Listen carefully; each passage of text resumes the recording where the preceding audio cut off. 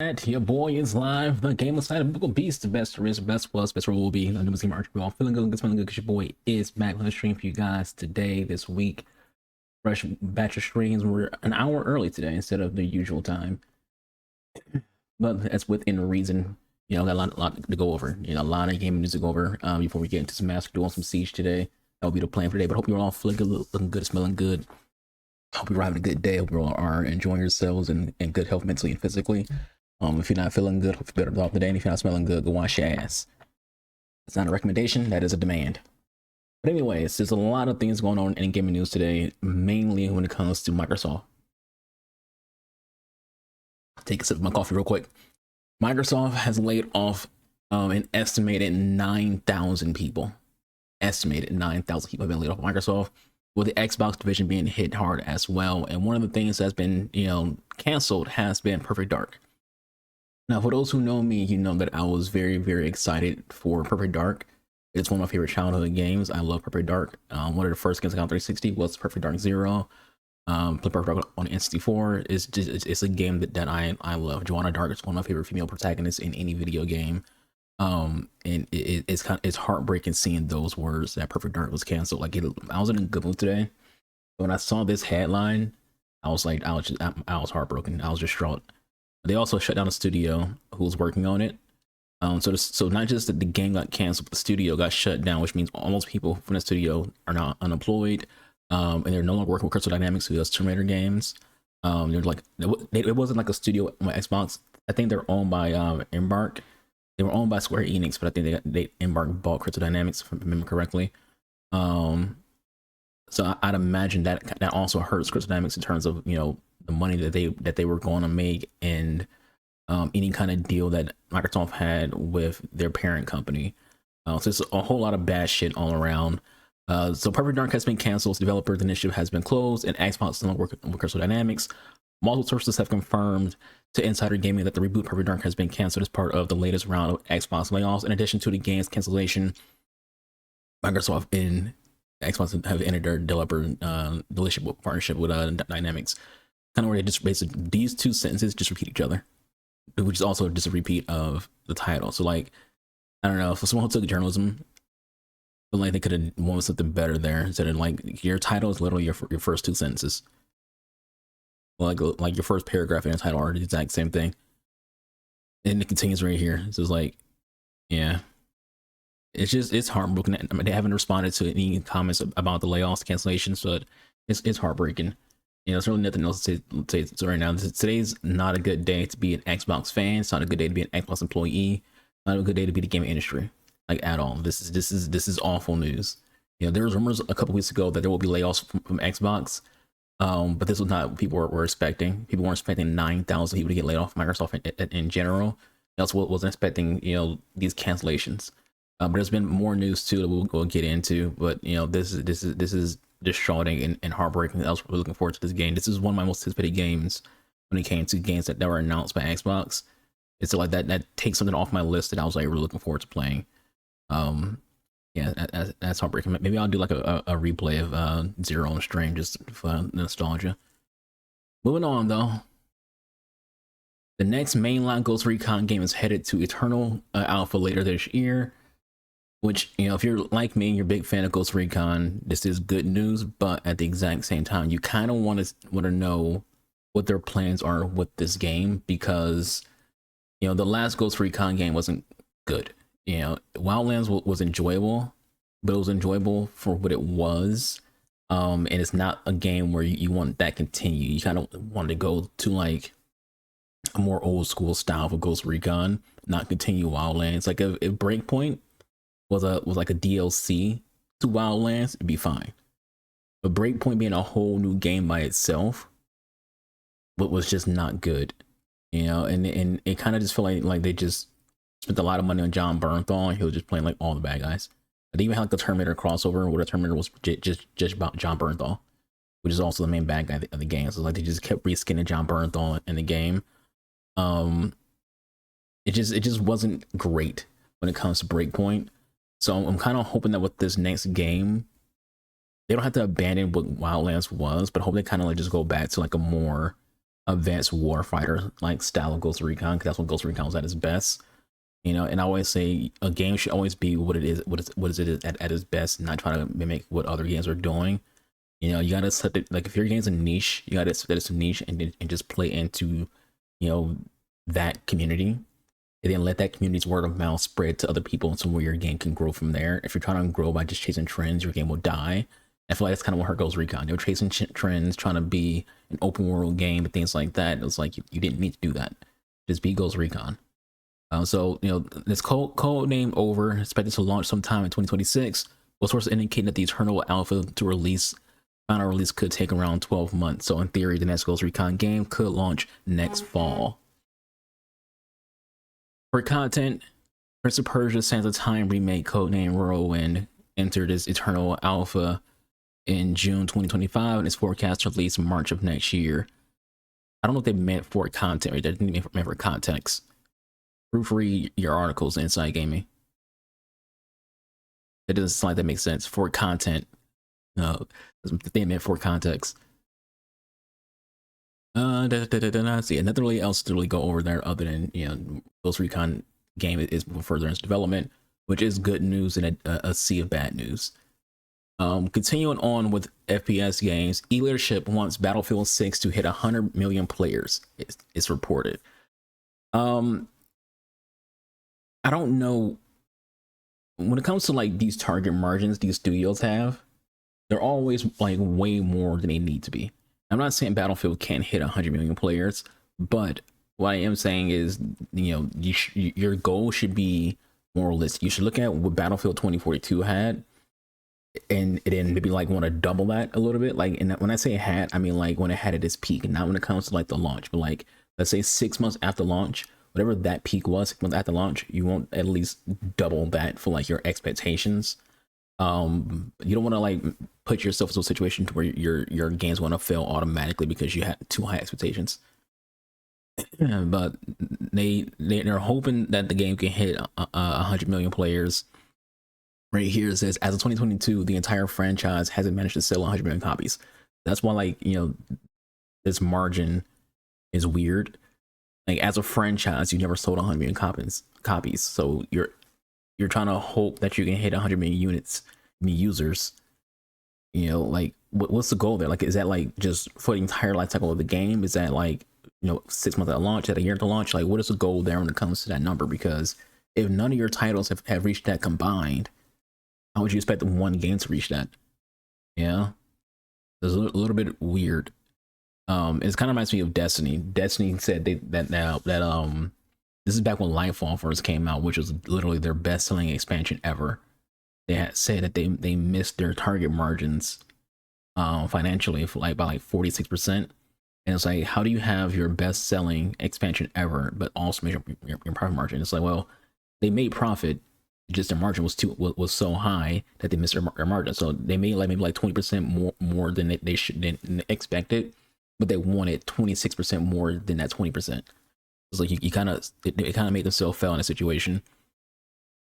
So there is a belief that this game will have a battle royale attached to it, which Battlefield did that before. They have Firestorm in Battlefield. I want to say was it 5? I think it was 5 that had Firestorm. And no one played that because it was ass. So maybe their 100 player account, they're trying to like factor in the battle royale portion of the game, which will be free to play, and trying to copy Warzone, where like the main game's paid, but Warzone's free. So maybe they're thinking to themselves they'll get, you know, close to 100 million users just via the battle royale. I just hope they don't fuck over Battlefield trying to like just stretch themselves too far apart. You kind of want to just, you know, make the game that the Battlefield fans love and then go from there. Sticking with Battlefield though, there are beliefs that the campaign will just be 6 hours long, which, you know, is on par with, you know, how most FPS stories are. You know, I don't think when it comes to like Bad Company 2, Bad Company 1, Battlefield 4, Battlefield 3, that's like, you know, the campaigns of those games, they weren't long. And even when it comes to like Modern Warfare games, like there's like usually like there's one that's like 4 hours long. Some of them usually they're like about 60 hours long when it comes to like how long an FPS story mode is. But we'll see. they're never really good when it comes to Battlefield stories. They're enjoyable. Like Bad Company was like the peak. It was like just it was funny. It was more humorous than like being serious. That kind of like set it apart from like the usual FPS campaigns. But yeah, so in recent reports, it was claimed that those working Battlefield 6 have stressed that the game's campaign is just 6 hours long. It might be subject to further reduction before it hits the market. So it could be shorter than 6 hours by the time it actually comes out. As long as it's good, I feel like at the end of the day, people aren't really buying Battlefield for the campaign. People want to play it because they want to get the most out of their money. But Battlefield games are all about the multiplayer. But it is good to have the campaign in general because I do enjoy playing campaigns in single player in FPS games. It's just it's content, and most of the times they're fun for the most part. If you don't try to like expect them to be like 10 out of 10 game of the year contenders when it comes to the storytelling. So getting back to the bad news, back to the Microsoft situation. Turn 10 Studios loses nearly half of its staff. Turn 10 still appears to be one of the biggest developers hit by the latest round of massive layoffs by Xbox Microsoft. After Inside Gaming's Mike Strong reported earlier on Wednesday that Turn 10 was set to be hit, it has now been reported by Jason Schreier that nearly half of the studio has been let go, which is massively unfortunate. I love Forza and Motorsports. Not a big Horizon guy, more into Motorsports than Horizon. But also, it's one of them things where just like, what's going on at Microsoft? Like, this isn't like a massive studio to begin with, and it's kind of one of them things because it's all about money at the end of the day, and racing games don't sell that well. So it's just it's an unfortunate situation, but at the same time, you kind of don't want to live above your means when it comes to having like a certain number of employees that you don't actually need. And you be able to avoid layoffs and things like that. But it's also like kind of expected to, like, whenever there's like a merger, there's always like a mass layoff, and people thought that they were done like 2 years ago when they had like 3,000 people laid off in one freaking year. But it wasn't even done. Like even like Call of Duty Studios, so there's been like Raven Software to be exact. It wasn't Treyarch or Infinity Ward. It was Raven Software who had layoffs as well. So just like I said, that the estimation is like 9,000 people total from Microsoft been laid off, with a lot being laid off from Xbox. And with that news coming out, Phil Spencer will allegedly retire after the next console launch. And he's been a big part of the success of Xbox, but when it comes to like all this bad news, all the things that's been happening when it comes to putting the games on PlayStation, and the failure of the Xbox Series X and S when it comes to them not really being in competition with any console, let alone PlayStation. And the X itself being kind of something that holds people back. There's been a lot of issues with Xbox as a whole, and it wasn't as bad as with Don Matrick, but he's been mostly a likable guy. But all these layoffs and all these things that's been happening recently with Xbox, you kind of just feel like is he trying to like just run away as it gets bad when it comes to this potential, because it says allegedly this potential retirement. I wonder if because like it says here, according to Hope, Phil Spencer is working closely with Sarah Bond, who's in charge of Xbox, and her team to ensure a smooth transition for her to go. Yeah, so she's going to get a promotion. So she took his job. Remember, he was the Xbox boss. Then he stepped down to become CEO of Microsoft Gaming, and she took the Xbox boss job. So now she's going to take his job again as CEO of Microsoft Gaming. Kind of like wonder like how much pull has Phil Spencer had in like a lot of the things that's been going wrong with Xbox lately. But it is what it is. As the saying goes, there is no such thing as a good billionaire. There's no such thing as a trustworthy billionaire, and that's kind of what this is when it comes to all these layoffs and things like that. You can like Phil Spencer as like a guy or like a gamer, but at the end of the day, he's still corporate. So they did get information from Phil on like what he told people in any email when it comes to the layoffs, and we'll read that. So this is from Phil. They sent this memo to people who were getting laid off, and to the other studios as well who might not even have layoffs, but just letting people know what's going on. Today we are sharing decisions that will impact colleagues across our organization. First thing I'll point out there is choice of words. He says our colleagues. He says our organization, but he says colleagues. So he's trying to like make it like, hey, I'm one of y'all. When it's like, no, you're not. You're not getting. There's no shot of you getting laid off. You know, you're getting all this money. You're not one of us. You're not one of the grunts who is going to be facing, unemployment. So saying, colleagues in our organization, just kind of like, I don't know. I just kind of like that choice of words. But anyways, to position gaming for an enduring success and allow us to focus on strategic growth areas, we will end our decreased work in certain areas of the business and follow Microsoft's lead in moving layers of management to increase agility and effectiveness. Out of respect for those impacted today, the specifics of today's notifications and any organization shifts will be shared by your team leaders in the coming days. Basically, hey, I don't have the balls to tell y'all, so your team leaders will tell y'all who get fired. I don't look at y'all in your face. And recognize that these changes come at a time when we have more players, games, and gaming hours than ever before. Our platform, hardware, and game roadmap has never looked stronger. That's just him, gassing themselves up like, hey, we're making a lot of money hand over fist. Everything's going well when it comes to Game Pass, but y'all still getting fired. The success we're seeing currently is based on tough decisions we have made previously. We must make choices now for continued success in future years, and a key part of that strategy is discipline to prioritize the strongest opportunities. We will protect what is thriving and concentrate efforts on areas with the greatest potential. Delivering on expectations that the company has for our business, this focused approach means we can deliver exceptional games and experiences for players for generations to come. Again, it's kind of feel like just PR bullshit. But at the exact same time, he's talking about, hey, these things are succeeding, aka Game Pass and Call of Duty. The rest of y'all aren't. So, racing games, y'all still gotta get some layoffs because y'all ain't making enough money for us to give a shit, but y'all stand around. Perfect Dark, you gotta freaking get canceled, and your studio gotta get shut down because you aren't moving fast enough to get the game done. We want that game out a year and a half ago, and it's not out yet, so y'all get shut down. And it kind of reminds me of Perfect Dark is now looking exactly like Scalebound, where it's like people were so hyped for Scalebound, and they just canceled it and just ended that partnership with Platinum Games, just like how it just ended partnership with Crystal Dynamics. Anyways, finishes all. Prioritizing our opportunities is essential, but that does not lessen the significance of this moment. Simply put, we will not be where we are today without the time, energy, and creativity of those whose roles are impacted. These decisions are not a reflection of talent, creativity, and the dedication of the people involved.